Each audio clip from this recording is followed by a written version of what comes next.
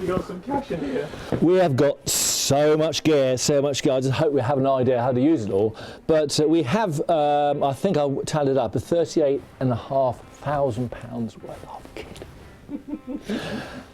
I had to double check my insurance actually because it all disappeared. It was like, oh my goodness. Anyway, so yeah, so really exciting, lots of kit here, and I'm really looking forward to bouncing ideas around our guest today because there's an awful lot to kind of discuss, and I think what we want to do is actually find out basically what people really want, and that does vary an awful lot.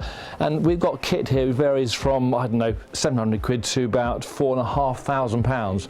If you pay more money, do you generally get a better performance? We've got no idea. We may well find the cheaper ones are just as effective as the more expensive ones. Got some very different type of people actually here as well. We've got Roy with his quality street wrapper. Yeah, I've got. We've got Mark, who's, you know, he's using this stuff on a regular basis. You know. Yeah, so we've got quite an interesting group of people. I've got Roy, who's starred on Field Sports before. Northern Roy, we call him down here because I live down the south anyway. So he's Roy's Roy. Last time I think he was blowing into the breast of pigeons. He was, wasn't he? Yes, he was when we did a bit of air gun shooting. That's right. So he's quite an acquired taste, is that right? Watch him. You gotta count this stuff out. Do you know which is the front end and back end? Eh? Do you know which is the front end? Priest, innit? Got Mick, a local gunsmith who dabbles in a bit of night vision and thermal, so he's quite interesting. He's from a kind of technical background. But we have an expert. We have an expert called Mark Ripley. So if it all goes wrong, blame Mark. Yeah. So, but Mark's very well known for testing lots and lots of things, especially thermal night vision. So he's our kind of go-to man, I suppose, really, because there's a lot of information here. We just need him to just sift it through and just perhaps guide us through it. So quite a variety of experience, and you know, this is what it's all about. It's from the person who doesn't know anything about it to the expert. Let's see what we can find out.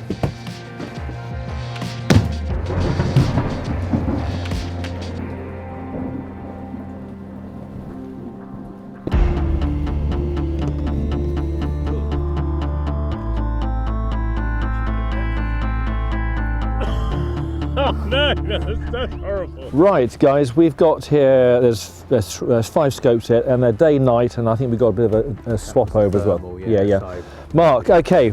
Mark and Mike, you use a lot of this, the day-night scope. So Mark, you kick it off. What have we got here then? right, okay. So first one on the end here was Pulsar. That's the C50. Very TH popular. That's C50, one of the first ones to come out, was it? Yeah, Yes. good little unit. Next one along is the infrared. That's the TD50L. I forget Yep. all the numbers. Yeah, no, that's right. Again, much the same sort of scope, all the same sort of features. 30mm tube there, so you can mount it just like a normal day scope. Cool. That's the HIC Alpex.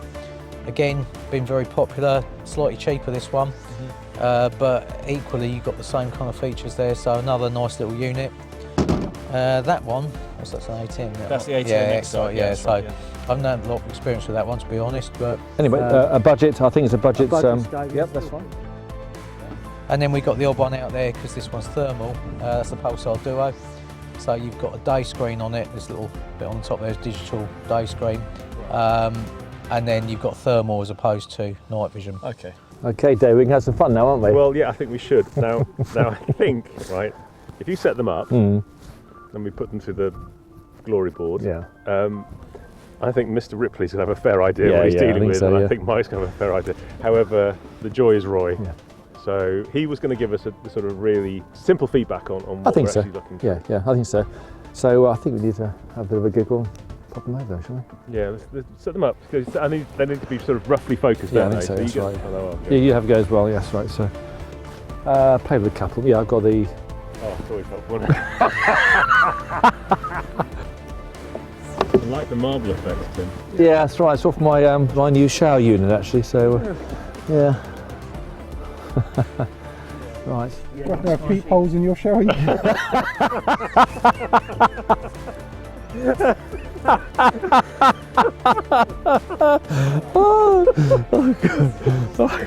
a lot of holes. That goes back there. I'll leave that. Right. Have a peek. Right. Just work your way along and just tell me what you think. I'm not going to get in trouble with the police with this. The target's up 130 metres away. Yeah. No expense spared. No. The other way, sorry, Tim. It's all right. One. Best one's that one, okay. Okay. 2. Put your finger over the top of it. Okay, that's number 2.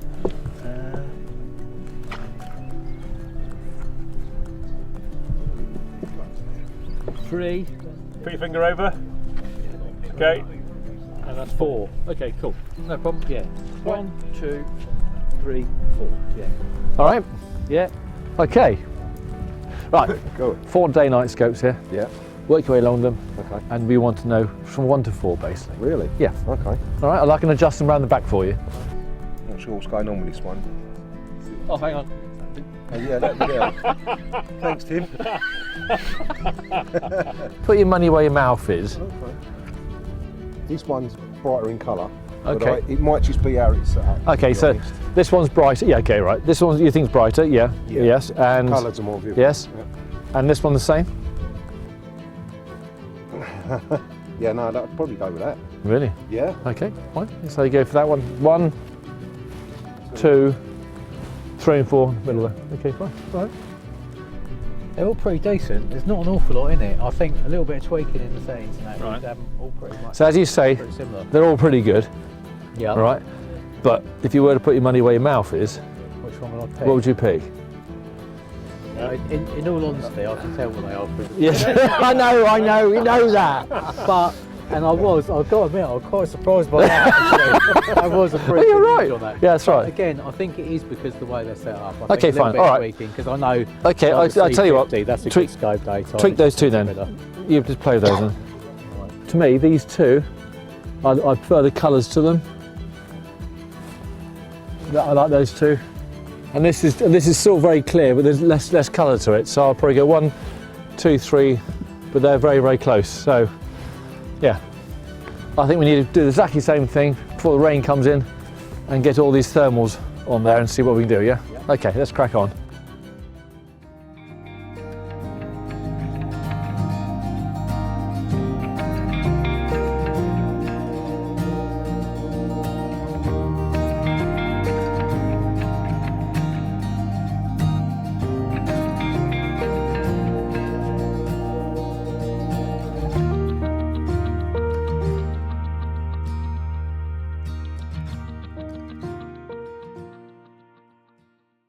So what did Roy go for then? What do you go for? This one first. In for a TH50v2 as the first one. I think it was this one second.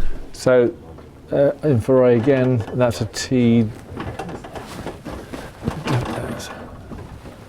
TL50. This one third.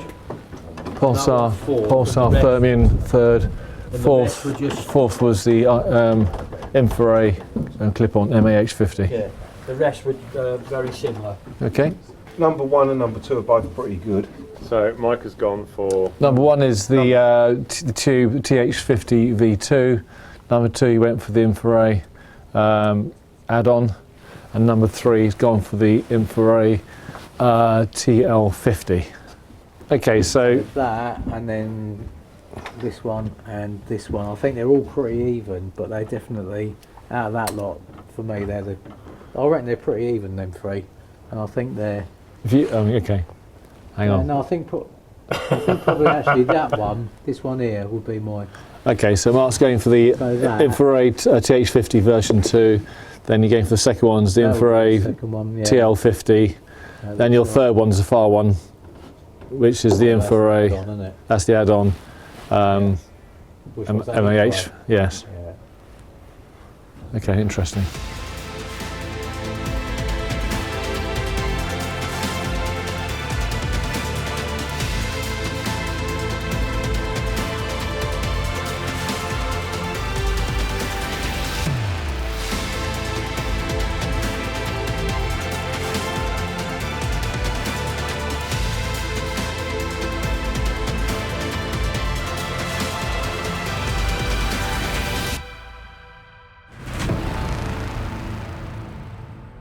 Okay, so we come back into the dry, having narrowly avoided a soaking, and we're going to talk about spotters. Now, what would you, as a long-range foxer, choose?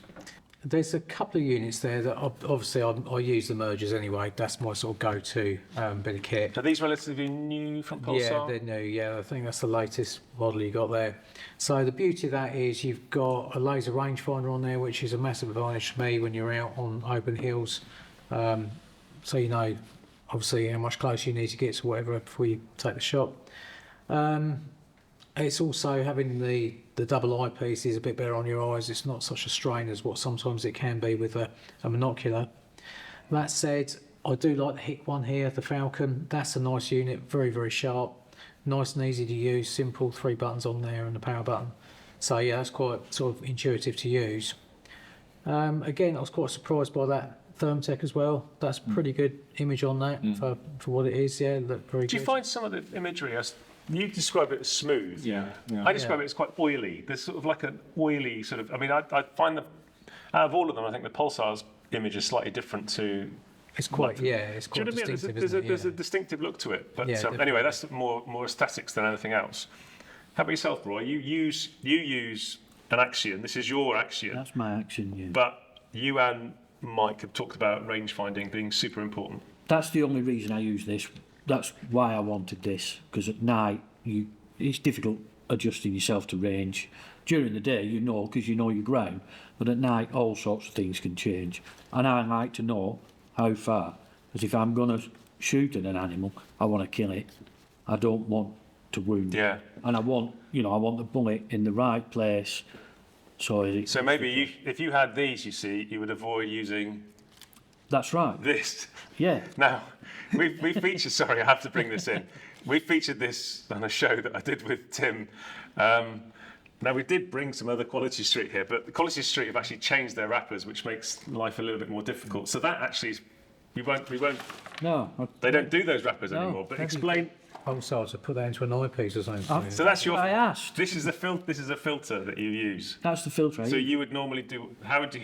Well, I usually put it on the end and put a elastic band round, Okay. and it stops the glare in my eye because I tend to get a pricking sensation, and then I get a blind spot in the centre Okay. and a dark. I'm trying to take you seriously right now. And it takes a long time for my eyes to come back to adjust to. I mean, we probably covered this 2 years ago. I haven't seen many people adopting No. this sort of technology. I don't know about you. Or I'll use. I'll put them on, Roy, please. Yeah, I'll use these. So you wear those at night time? I can wear them at night time. Yeah, yeah. And it's saved looking through, the day-night scope. Well, hopefully now I'll show Roy how to turn the brightness down. I think we should clear that. We have to do that. issue up. You've done that for him. We've done that. Yeah, we will. So, don't we we're gonna. But Oh, even so, but you've had, this is the same one from 2 years ago. yeah. And I've just split it. Oh, So hate I'm it when bloody that annoyed happens. now. And these wrappers are look even. No good. Look at that.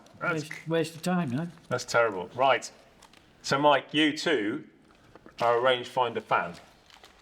Yeah. Okay. So, again, do you find that all these were They're all usable? good. They're all good kit. I'd use any of them. I'd be happy to use any of them. But I still think, it's got the rangefinder on, believe it or not. So in other words, you'll happily have a lesser quality without a doubt, thermal, but you're having the rangefinder.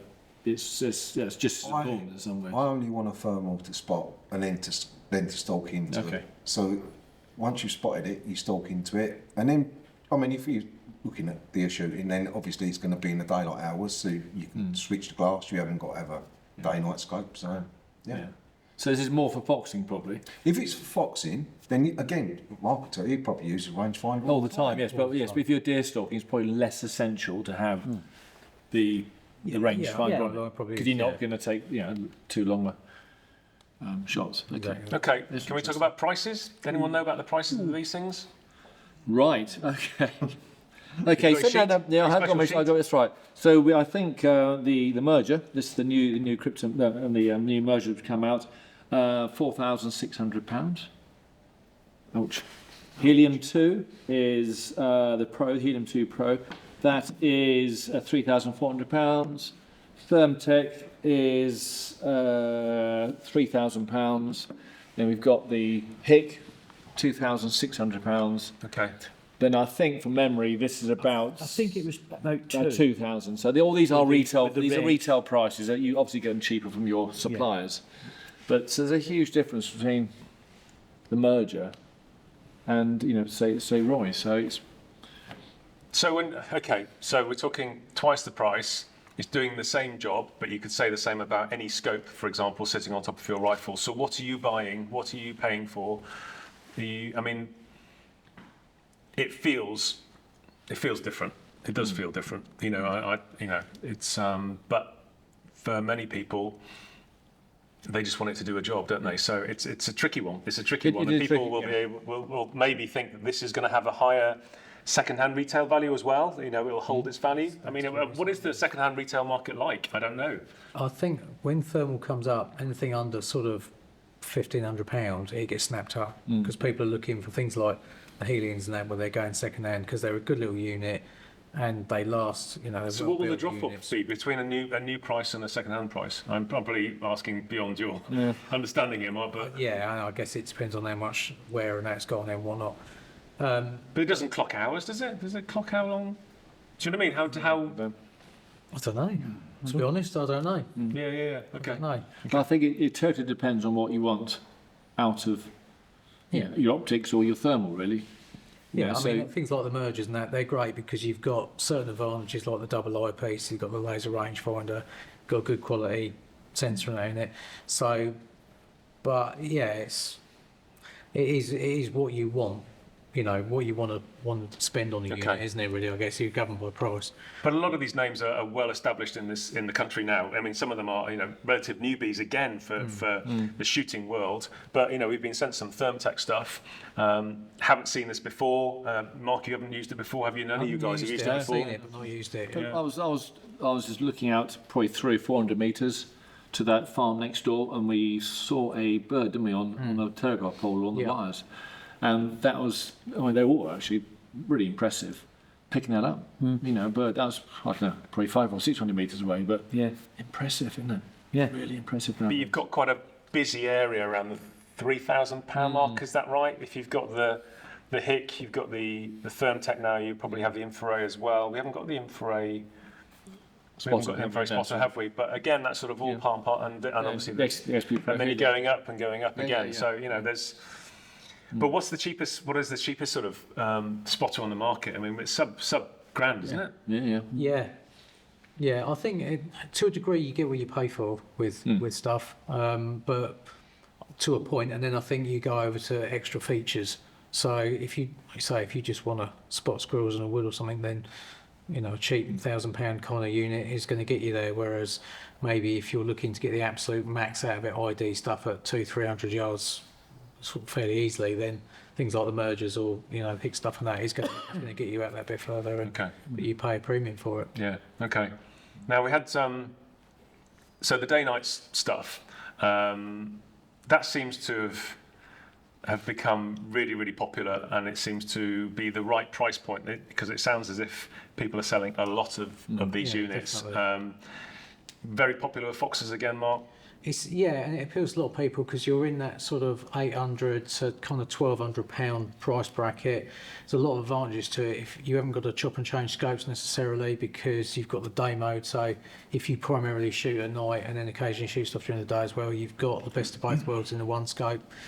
If you do want to chop and change scopes, you can use a quick release mount, and because they're all 30mm tubes. Yeah. So you can chop and change between the day scope if you want to.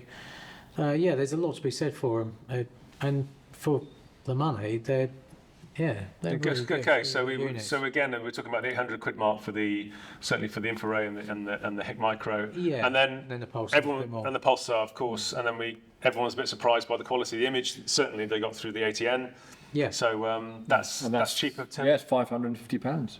Okay. For the ATN, retail price. So obviously we're not judging the performance. We're judging them as a day scope, basically, as we are compared to a night vision scope. But I imagine then that this technology coming through is putting traditional glass on the back foot a little bit. I don't know what sales, the sort of impact it's having on sales, but certainly the conversations I'm hearing are that people are going for this stuff. you know, and trading the glass in. I mean, are you getting anyone through the door that is sort of thinking of in those sort of lines? Yeah, I mean, a lot of people are using it now, aren't they? There's still traditionalists that want to use glass, which is fair enough. And I mean, that's what they want to do. I do use night vision myself. Yeah. Had an interesting conversation with Neil the other day. We were talking about how when moderators came in and how they're licensed, and he thought that maybe, not that he wants any legislation brought in, but the idea of these things, there's far more ability to abuse the technology here than you probably would abuse with the idea of making your rifle quieter. I don't know whether I can throw that open to the table, but you know what I mean. It's sort of we were talking before. You've got an hour before sunrise, and you've got an hour after sunset. You know, this gives you a massive amount of flexibility to shoot stuff beyond that time. Yeah, definitely. With obviously with NV, you need IR as well, don't you? Yes. Another bolt on something else to go. Yeah. So, yeah. You're not picking up that button, though, are you? No. No. But so, I mean, we have extraordinary technology, but then there's the debate of whether it becomes legal to actually shoot deer at night anyway with this sort of stuff. It's been spoken about. There's plenty of talk going on at the moment. Yeah.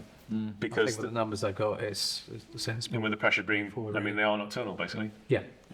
So the pressure they're being put under means they're nocturnal. Okay. So anyway, we'll avoid the ethics side of it for the moment, shall we?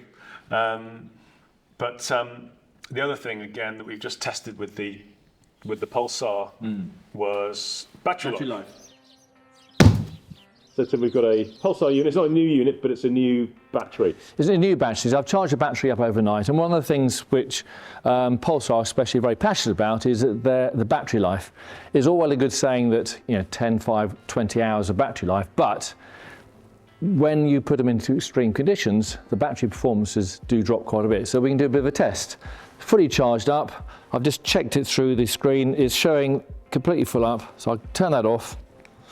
And perhaps I'll leave it on actually. Shall we leave it on? Yeah, let's leave it on. So, and we'll just put it in the deep freeze and see what happens. We'll come back in about 4 hours time. Amongst my red cabbage and some of my venison, some pheasants. Cabbage? Yeah, very nice too. So put it there. And we'll find out what happens. Just check it later on. Work it out. There you go.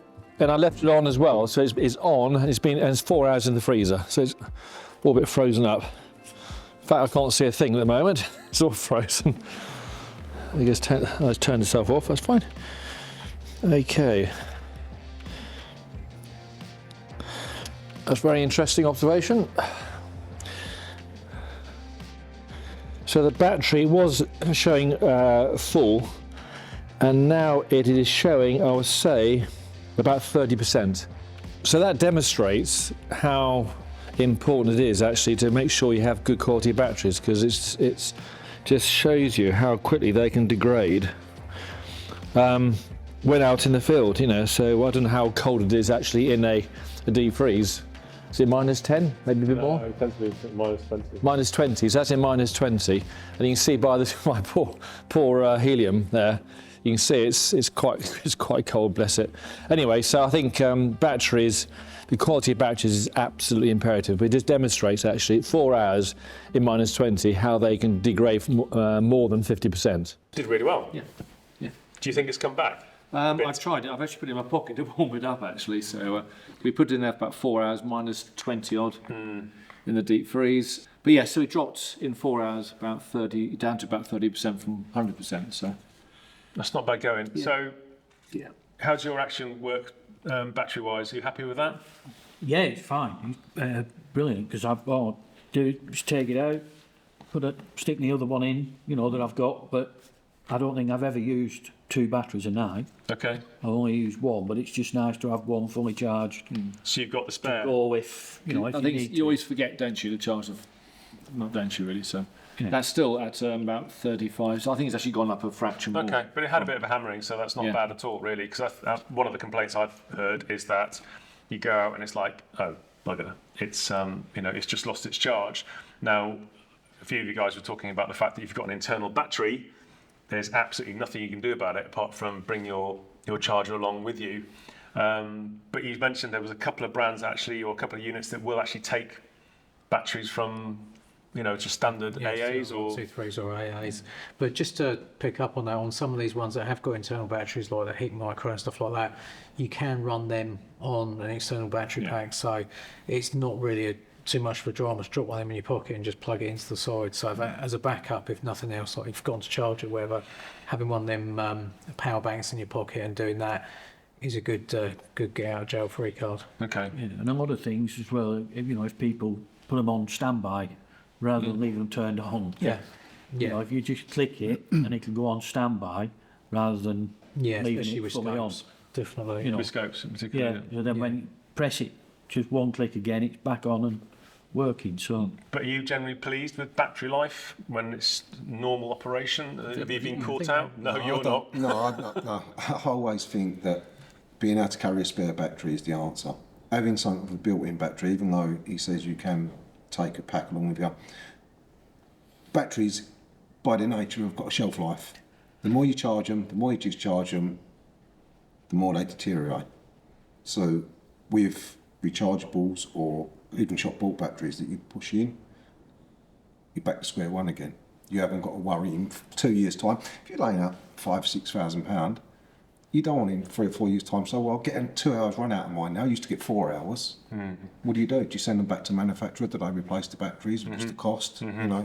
I believe you can get them replaced. Yeah, but you probably can. It's getting obviously costumes. But we discussed earlier on about the after-sales service of certain companies, and it's horrendous. So, but in all honesty, I probably at the moment the speed that night vision and thermal is going is probably going to be outdated in 6 months anyway. Yeah, So. But for people, people that haven't got a lot of money, and there's a lot of people out there that love their shooting that haven't got a lot of money. Not everyone is big pheasant shooters with loads of money, So.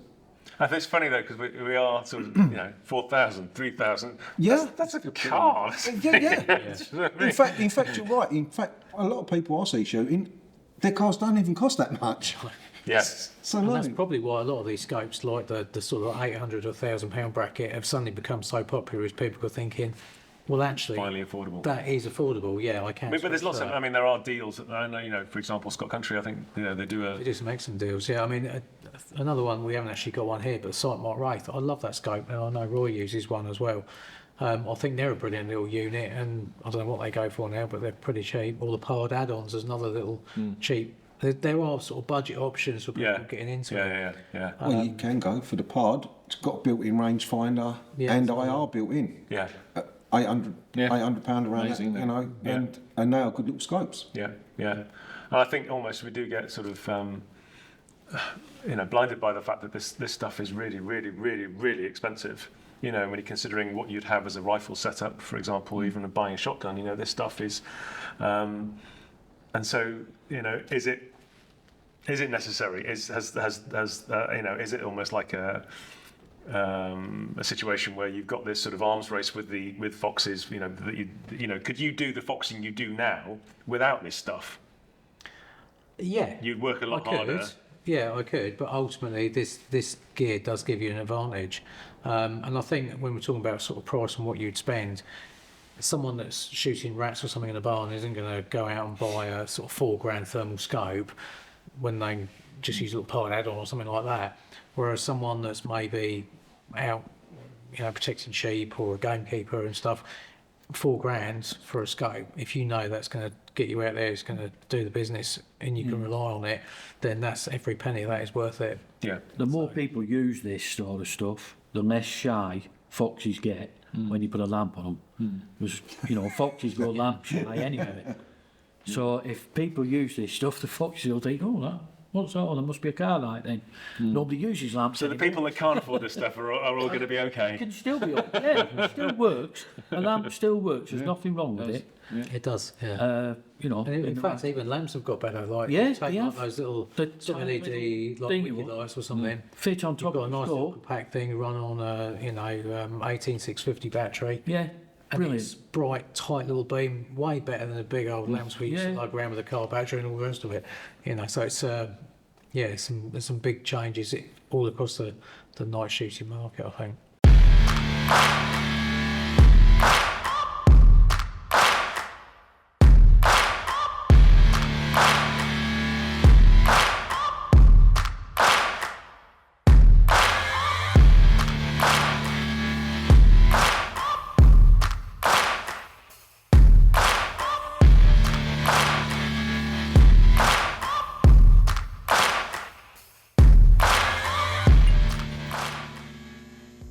I mean, you touched on the idea that the evolution of this stuff is so rapid.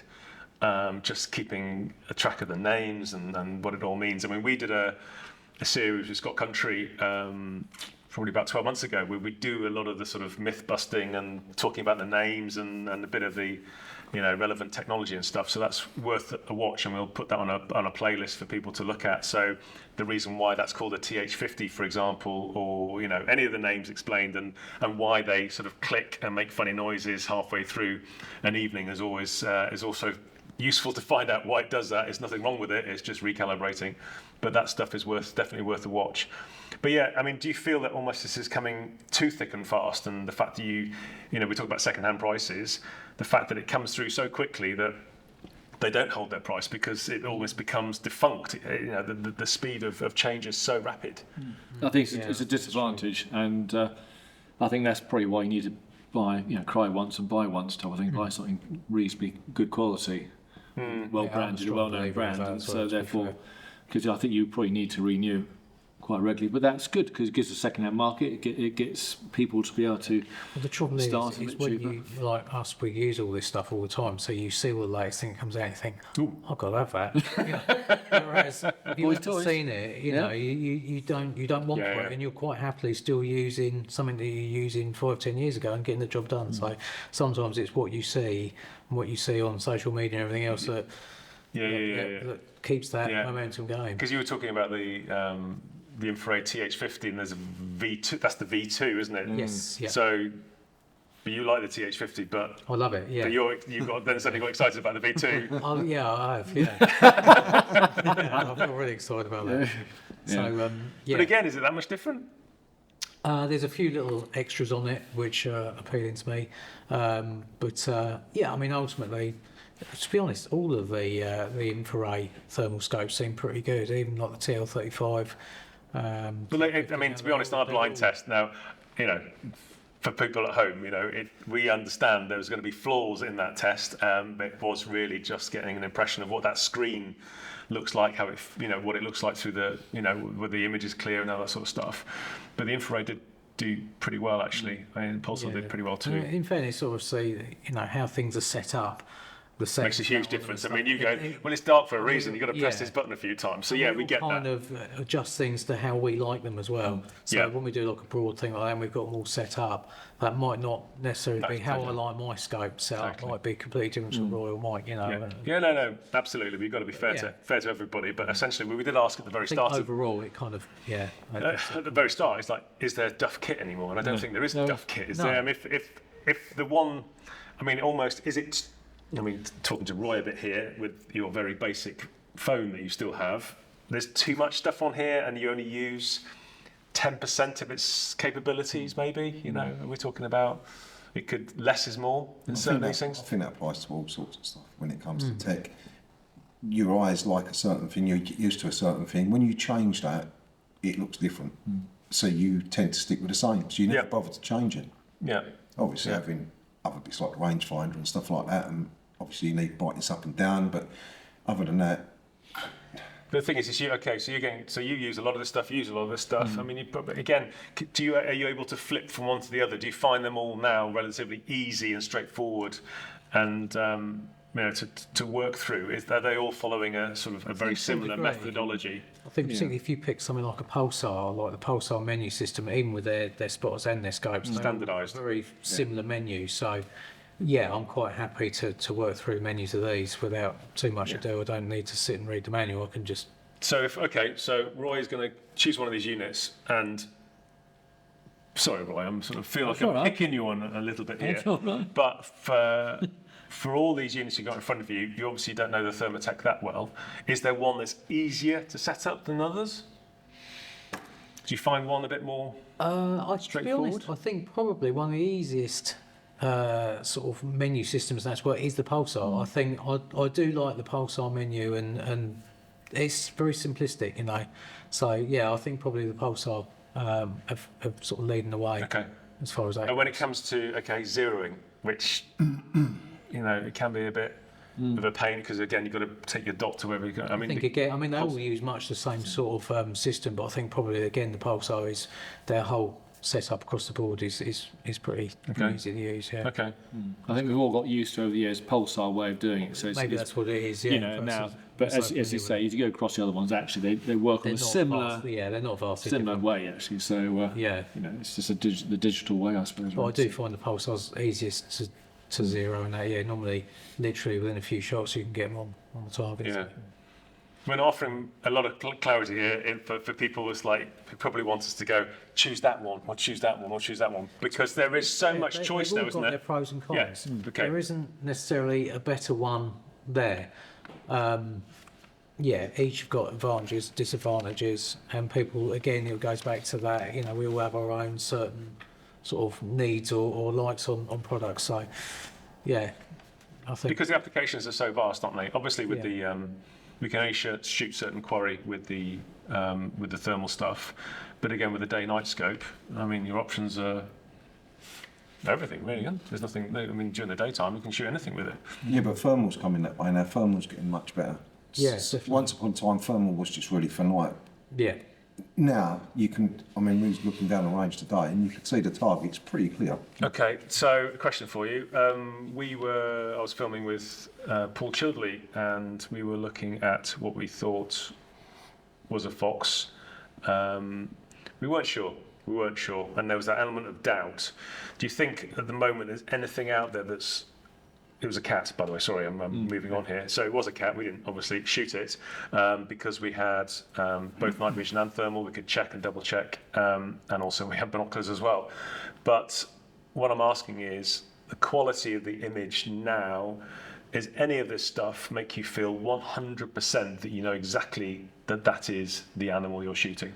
Well, I think when it comes to thermal, you can never be 100% with what it is, because ultimately you're looking at just a heat signature. And I get often asked, people say, can you ID a fox at 300 yards with this scope or that scope?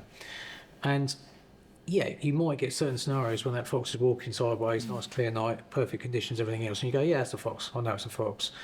But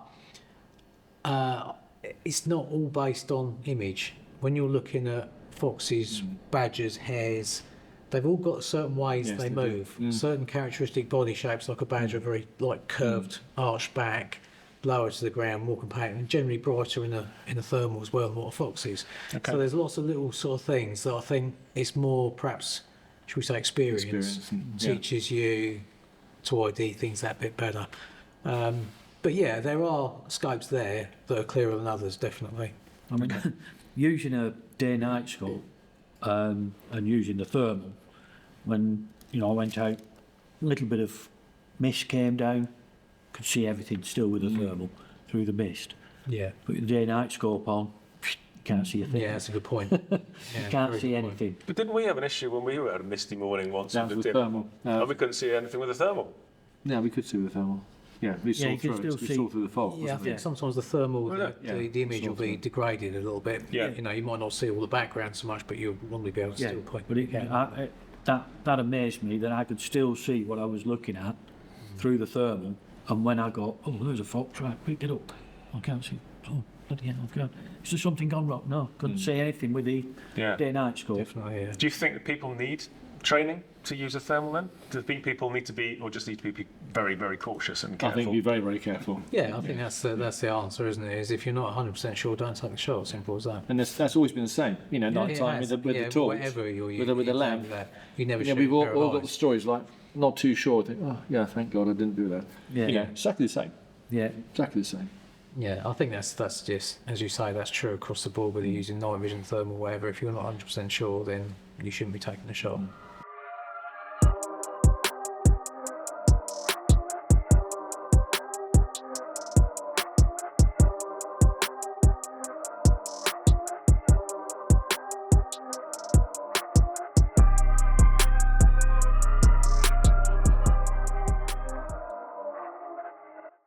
So, is there anything else that people want to bring up before we round this particular episode up? No, I think range detection. You know, everybody's boasting 800, 1600, 2,500. This one here, it's Thermtech RES 660 detection 6,600 meters. Wow. why, I don't know, but that's a long way. So, I mean, how essential Thing is, we need to try to. Yeah, try right. to avoid saying in daylight. Yeah. But no, it'd be interesting. But we need just to do like, that, we need I to- mean, how essential is it to spot deer over a mile, 1,500 metres? How essential is it? Does it really matter? No, but they've probably built the unit and then tested it after, haven't they? And thought, wow, that goes a long way. They didn't build it to do that distance, I'm pretty sure. But and these are the new kids on the block, aren't they? Thermtech. Yeah. And that's quite a capable scope, isn't it? That really is. Okay, it's top end, but my goodness. Can people remember what the quality of the image was through that? Do they like it? Yeah, it's really good. You just like the eyes that come up when you Oh, press the I button. love it. Yes, it's like yeah, that's right. Yes, yeah, Shooting back at me. yeah. I think one thing we didn't touch on was the thermal add-ons and that as Okay. well. Yeah. That would be good. We've got one there, haven't you? That's right. Any particular reason for the massive size? Well, no, it's just that the whole thing with the add-ons is everyone's question is, do they return to zero? That's the biggest thing about them, That isn't it? is a big question, yeah. And I think also what a lot of people don't realise is that you do need to calibrate them. You can't just whack down the Exactly. front scope. So you might get lucky. Sometimes you can. You know, I know people that have. I know my mate Gary's got a Pulsar Krypton. Loves the thing. Shot hundreds and hundreds of foxes with it. Bangs that straight on the front scope, and it's just bang on every time. You know, 200-300 yards, and he's shooting foxes with it. Okay. But yeah, I do know other cases where people put them on and they're like, oh, you know, it's off. And yeah, you do need to calibrate it. So you might get lucky, but if not, you need to read the instructions and calibrate it.